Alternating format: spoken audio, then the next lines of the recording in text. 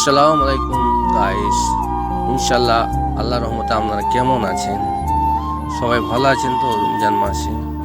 ইনশাল্লাহ।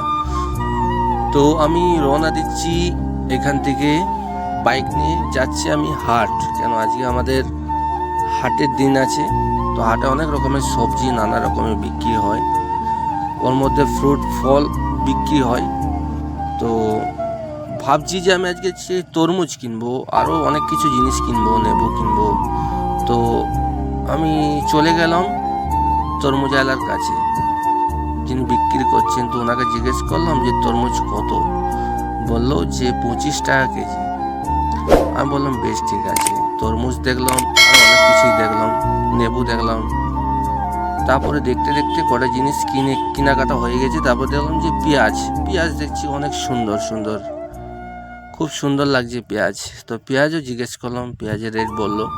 তো দেখলাম যে গোটা মার্কেটটাই ঘুরে দেখি কত সুন্দর সুন্দর লাগছে সবজি। তো আমাদের অনেকদিন পর পর হাট হয়, তো সবজির বাজারও করে নিয়েছি।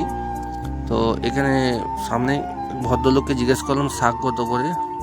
উনি বললো যে শাক 5 টাকা করে, 10 টাকা দুটো নিলে, সিঙ্গেল দেওয়া যাবে না। বেশ ঠিক আছে, দুটো শাকও নিয়ে নিয়েছি এই ভদ্রলোকের কাছে। তো গাইস, ভিডিওটা ভালো লাগলে একটা লাইক এবং শেয়ার করবেন, আর কমেন্ট করতে কিন্তু ভুলবেন না।